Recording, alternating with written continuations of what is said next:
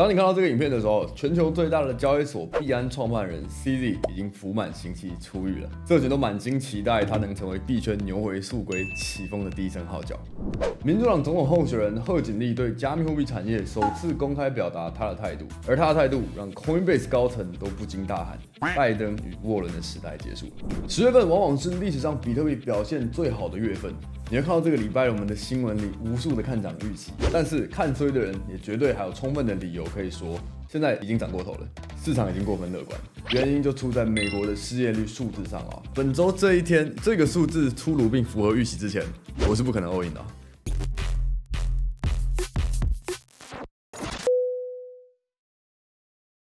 欢迎收看本周的币圈周报。现在是台北时间的9月28号，那我们来看一下第一个新闻：币安创办人赵长鹏 CZ 出关重回社会，全球加密社群热议未来的动向啊。如果上个月所有人都在讨论 CZ 9月29号王者回归这件事情，你没有 follow 到的话呢，你可能错过了很多 BNB 的涨幅啊。CZ 他在去年11月的时候，因为币安有涉及一些洗钱等等的犯罪，所以他被这个判刑了4个月以及一大堆的罚款。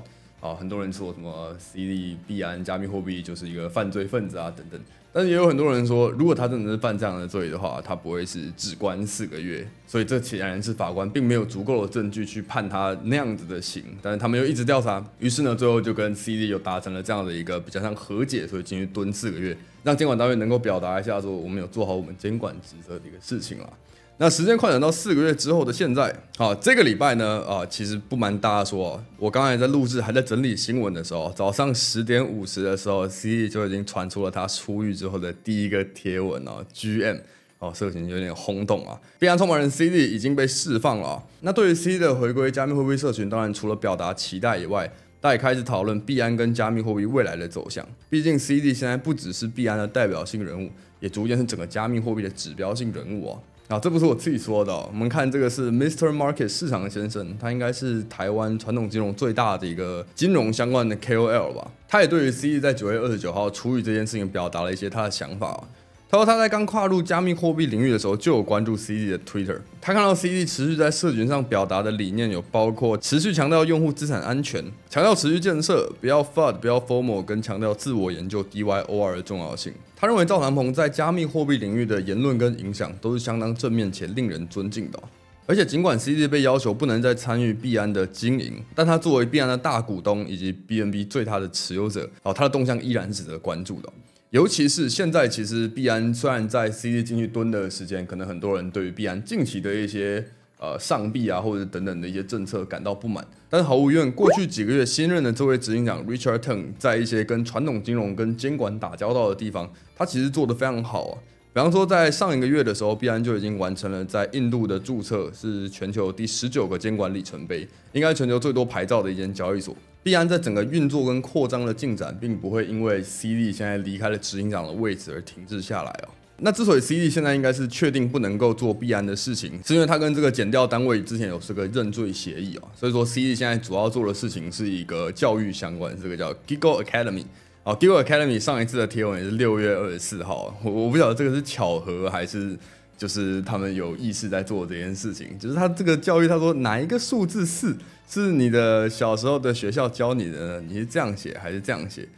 对于圈外人可能觉得说，这个就只是他在调查说大家对于4的书写体，但对币圈人来说，4这件事情呢，毫无疑问在币圈有不一样的意义但是无论如何呢 ，CZ 出狱是一回事，我们替他开心是一回事，但是大家更关注的一件事情，可能还是这对币价有什么影响加密城市的新闻 ，CZ 即将获释，币安推出盘前市场，2个利好有望让 BNB 冲上这点位。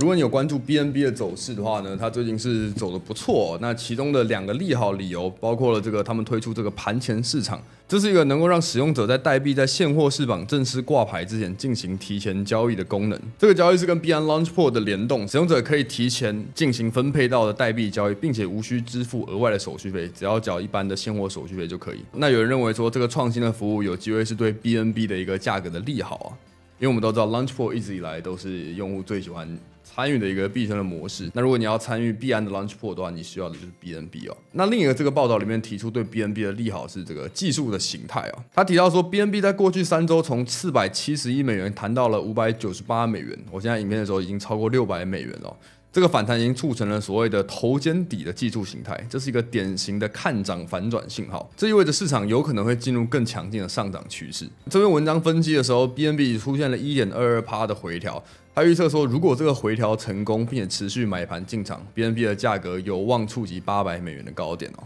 不过呢，大家还是要小心啊，没有说这种什么 CD 出来就一定拉盘的事情。事实上 ，CD 出来有没有可能会卖 BNB 也没人知道。所以市场依然是谨慎观望，究竟 CD 的归来能不能真正的引爆 BNB 以及加密货币的上涨，还是需要进一步的市场反应来验证哦。下一期我们看到 10x Research 比特币将攀上7万美元，短期内有望创下历史新高。10x Research 在他们最新发布的报告里面表示自从美国的联准会在9月降息以来，比特币已经上涨了5%，以太币更是飙升了11%。山寨币也在跟随大盘爆发式的成长。他提到了2个很重要的流动性的事实一个是加密货币世界的稳定币铸造加速。从7月底的 FOMC 会议之后的几个礼拜，加密货币市场已经发行了接近100亿美元的稳定币这个是专属币圈的流动性，而且它已经大大的超过了 ETF 的流量。另外一个就是中国场外交易经纪商报告了数十亿美元的资金流入，他们都让加密货币市场还有可能进一步上涨的空间。此外呢 ，DeFi 消息也有利好随着这个美国公债的殖利率在7月之后大幅下降，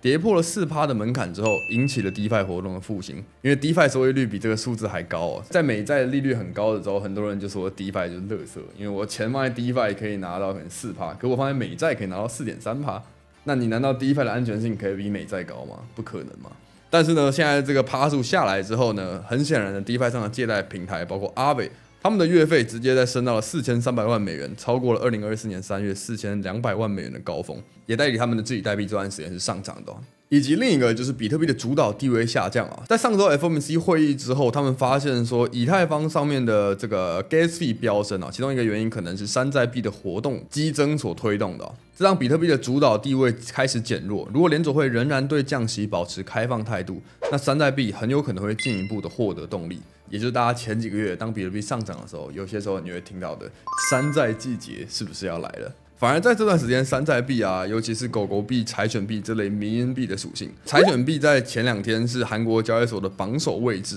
这种投机的行动，其实在表明说大家的这个投机心理这个玩山寨币的情绪已经逐渐回来了。不过在华语的社群，还是相对几个月前更少看到有人在期待说山寨季回来了，是不是有可能代表说，其实普遍的市场投资者还没有意识到这一波的涨幅呢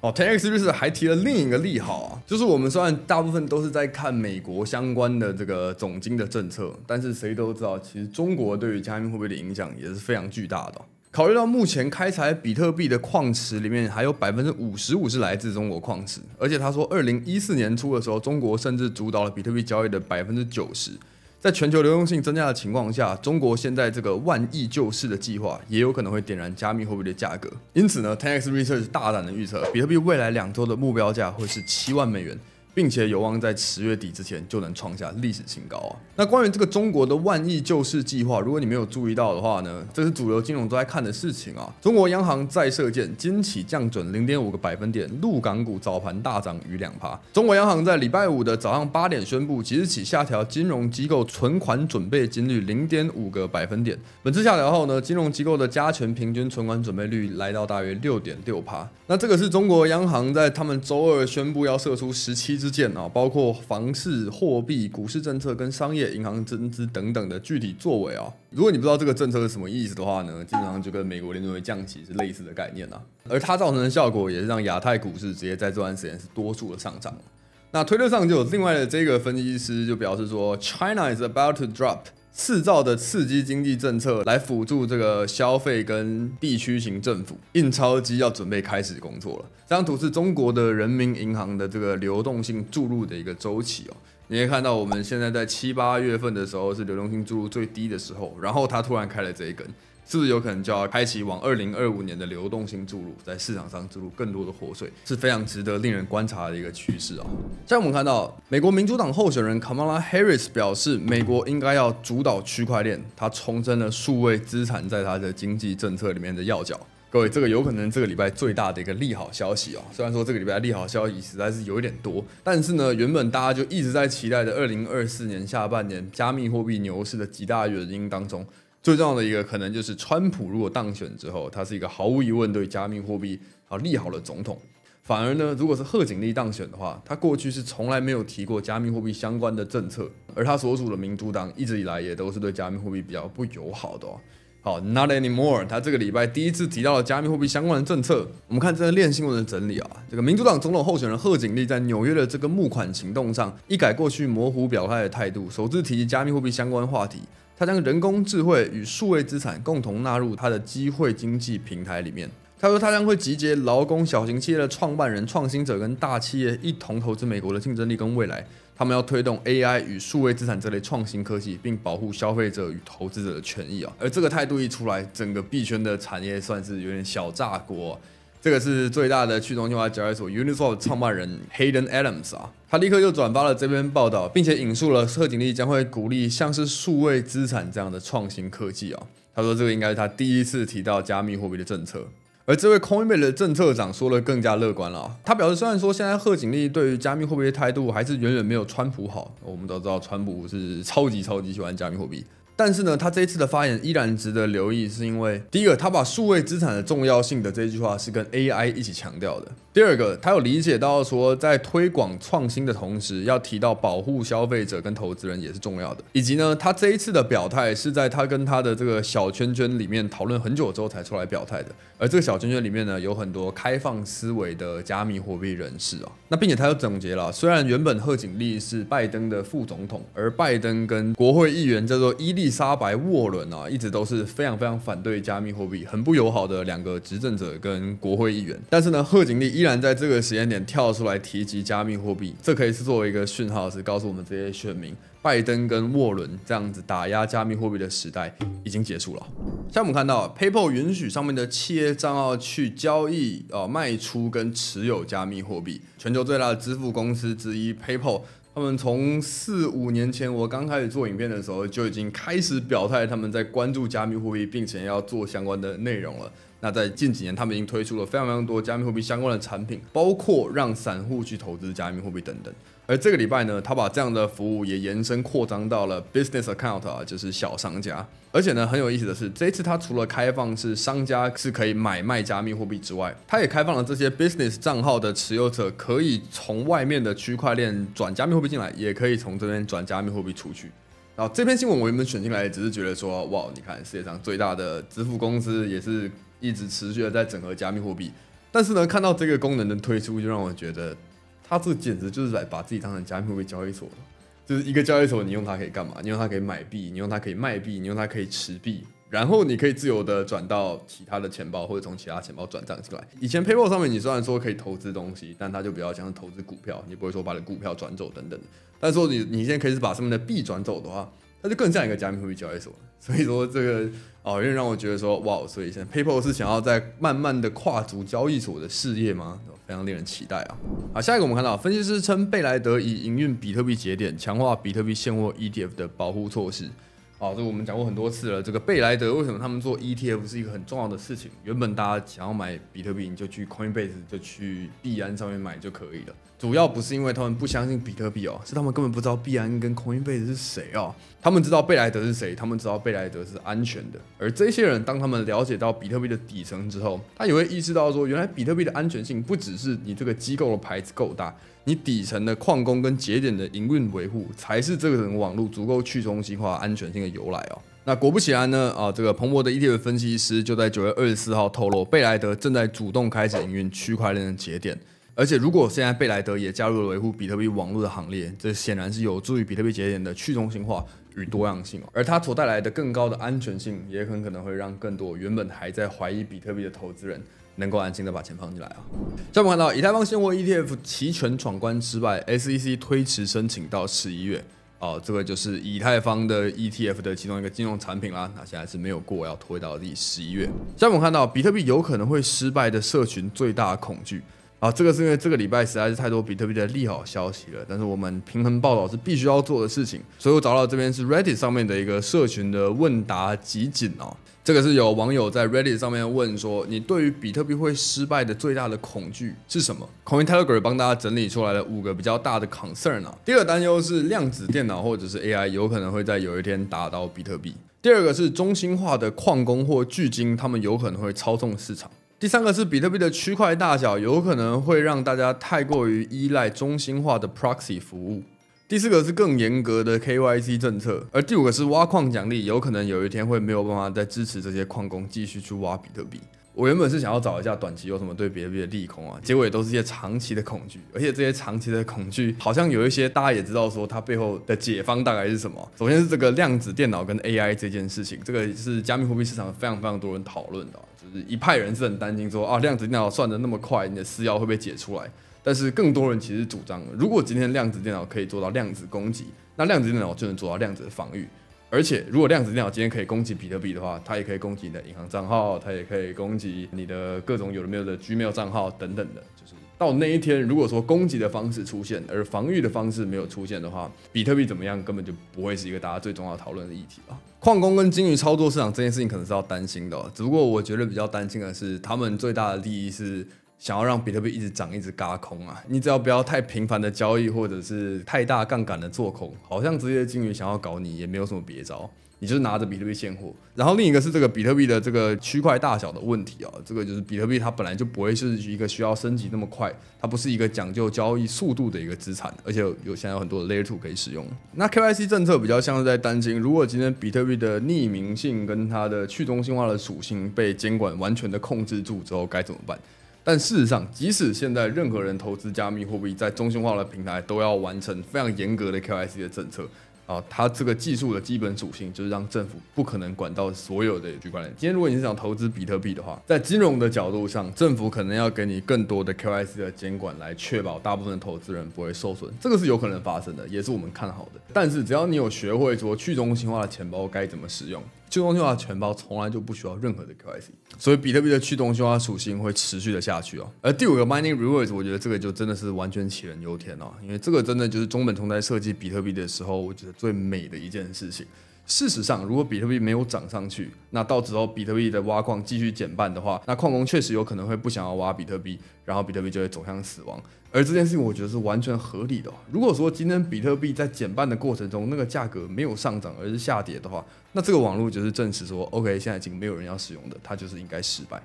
反之，如果说比特币确实在全世界的 mass adoption 持续的进行，它的价格就是应该要能够支撑，随着它的奖励减半下，依然都能够让足够多的矿工进行去挖矿。这边足够多也是一个很有趣的点因为现在矿工真的是越来越多，也许我们不需要那么多。有一天比特币价钱不涨了，这些矿工有一些它的成本比较高，他就已经不挖矿了。那他可能觉得变少，但是呢，他总是能够达到一个均衡，因为矿工变少的时候，剩下的人平均的那个奖励也就会上升了嘛。理论上，它就能够达到一个很合理的一个动态均衡的一个状态。所以，总之呢，这个就是这个礼拜我们能够看到加密货币市场比较大的一个利空消息好，以及呢，我们还有一个总经数据失业率的一个东西，待会跟大家提到但是在讲总经效益之前呢，我们先进入我们的数据的一个阶段。我们先看一下这个礼拜加密货币的几个关键数据第一个，我们看到稳定币的总市值跟本周表现现在稳定币的总市值是来到了1兆又7000亿美元，上一个礼拜的稳定币总成长是 0.42%。以太坊上面稳定币的权重稍稍小于 50%。12大公链上个礼拜表现最好的是 Sui 区块链它上面的稳定币流入了 5.6%， 第二名是 Avalanche， 第三名是 Base 公链以太坊呢是持续上涨的。上个礼拜比特币的现货 ETF 可以说是一个完美的一周每一天比特币 ETF 都是净流入，每一天这些机构投资人都在买比特币。而以太坊呢好消息之前呢要么就是每一天都在净流出，要么就是流出的比流入的多。上个礼拜呢我们难得看到了5天里面有3天的净流入只有2天的净流出。同样的，恐慌与贪婪指标，我们也是久违的看到了贪婪现在恐慌贪婪指数是来到61。还记得上个月大家还是在恐慌的情绪是30现在马上已经越过了 neutral 来到了 greed 下一次美国的升降息是在11月7号，目前市场一般认为是要么就降1码，要么降2码降2码的几率稍微高一点，有 53%。紧接着我们来聊聊这个礼拜我觉得最重要的一个时间点就是失业率公布的消息。上礼拜市场上涨的原因，除了前面提到的中国的放水政策、美国总统大选的利多，还有加密货币链上的有的没的利多以外呢，还有就是失业率哦。在上个礼拜四的时候，美国公布了这个首次的失业人数的报告啊。原本大家预期是说可能会有222K 的首次失业的人数，但是呢，实际上只有218K， 所以说失业的人数是相对少的。因为现在的总经环境是联总会认为说通膨率现在已经压到一个可以的情况，所以它可以开始降息了嘛。但是呢，还有另一个大家会担心的东西，就是如果你还记得7月底的时候，美国的失业是来到了一个近期的一个极高值，甚至触发了所谓的萨姆规则。萨姆规则就是接下来势必会经济萧条的一个规则，所以当时大家非常的恐慌。在通膨率得到控制的情况下，所有人最关注的总经数据，我想就会是失业率了。也正是因为如此，上个礼拜的这个小失业率指标，它是超乎市场预期，就是失业的人没我们想象那么多，是给市场一个很大的一个提振的效果。这篇新闻就有提到了，随着正向的美国的就业数据比特币大涨。然而呢，事情可能没有那么的简单哦，因为大家都在关注的是这个 initial jobless claim， 这个叫做首次的失业人数，它确实比我们预期的人来的少。但是呢，持续的失业人数呢，却是比大家预期的 1832K 来的多一点点的 1834K， 这说明说失业率的这个问题，我们还不能完全的 let it go 啊。而这个礼拜五的台北时间晚上8点半，美国的失业率会正式的在这边公布你可以看到过去的几个月美国失业率是长这样的，4月、5月、6月、7月，所以7月底的时候这个数字出来，所有人恐慌，市场暴跌嘛。那为什么现在复苏了呢？是因为我们看到8月的数字是好一点的，失业率是下降，紧接着9月的失业率就要在礼拜五出来了。如果如大家的预期能够持续的下降的话，那真的没话说，真的有可能是有利空出尽的可能性出现。但如果失业率出来不如大家预期，反而是往上涨的话呢？这个就是大家随时要做好的准备你在这段时间看多，我觉得是很合理的一个思维。但是如果你杠杆开太高，或者你部位开太大，还是要非常谨慎的OKX 的 iPhone 福利月直到下个礼拜，这段时间只要注册入金 OKX 就有机会抽到最新苹果手机与 Apple Watch， 推荐好友还可以增加抽奖机会，详情请看说明栏资讯。本周的代币的大额解锁大额解锁的部分呢，这个以太坊 Layer 2 Optimism 在台湾时间礼拜一的早上8点有高达 2.5% 的大额解锁，这个是6000万美元等值的金额。这2个礼拜涨得很疯的 Sui 在台北时间礼拜二10月1号的早上8点也有 2.4%， 高达1亿多美元的大额解锁。短期的代币大额解锁有可能会让价格下跌，或者是项目方有可能会在下跌之前释出利好消息来拉盘，所以这个是大家要留意的上个礼拜我刚好上架了一支影片，是我们采访 Sui 大使 Typus Finance 的 Kyrie 就有网友在那边留言说，哇，这个是不是 Sui 最近在上涨，所以要出来割韭菜的影片？绝对不是没有人能够说Sui上涨了，我们立刻来做一次1个小时的访谈来割没有那么厉害影片上架的时候Sui大概是在 1.4 1.5 吧，之后是有涨到 1.7 的不过接下来确实Sui是要大额解锁了，所以大家可以留意一下。那最后，如果你是币圈新手，刚看到说现在这个市场好像要复苏了，但是我觉得说好像很危险，我要去哪里学比较简单的投资的方式？刚好我们练习生也是上架了一个跟亨利温老师跟跳跳老师的一个这个新的课程详情我这边就不多介绍，有兴趣的朋友可以看一下我这支访谈2位老师的影片现在的价格是3900，是一个大特价的时间提供给大家参考。以及我最后要给邦尼一个很大的一个 shout out 他的频道订阅数现在也是正式的来到20万大关哇哦！真的是要给邦尼一个大大的 respect 在区块链这个大部分都是男生金融科技的领域，你可以看他最早的几个影片，2年前他跟我一样都是开始做一些入门攻略当时他那个时候是 NFT 的市场，然后做到现在可以有这样子一个成绩，真的是非常不容易的一件事情Congrats to 邦尼，如果你还没有看过这个频道，应该是不可能的记得可以去看一下他的内容，然后记得订阅他的频道。区块链日报 Derek 跟我们的莫山猫现在也是接近10万大关了，大家可以去多多关注一下我们几个在这个币圈上面做事情的 YouTuber， 因为正如我们影片常说的，其实这些平台的演算法跟平台背后的机制，其实也是看我们这些观众我们观众都在看一些什么样的内容。这个是为什么比特币一开始是出自草根，现在可以到华尔街，就是因为大部分都在关注这些东西。所以如果你有把大部分的华语英语你看得懂的，你喜欢的，真的对这个产业就有帮助的区块链的频道，全部都订阅起来，全部都看起来，全部都站起来，那么平台演算法就会觉得比特币很棒，所以比特币就会涨。啊，如果说你之前看我们影片都只知道说哦，我只有这个口头禅，这个是这句口头禅背后的根本原因啦。好啦，那这部影片就到这边，结果我们就不多说了，按赞、留言、订阅我，订阅莫三号，订阅区块链日报，订阅邦尼，订阅币人何在。我们下一支影片再见 ，peace。如果你想投资加密货币却还没有账号，可以使用底下的币安连结注册。币安是全球最大的加密货币交易所，用底下的连结还可以享有交易手续费20%的返现。如果你想要量化交易、聪明投资，可以使用底下的派网连结。派网是币圈知名的量化投资交易所，一样使用推荐连结可以享有20%的手续费折扣。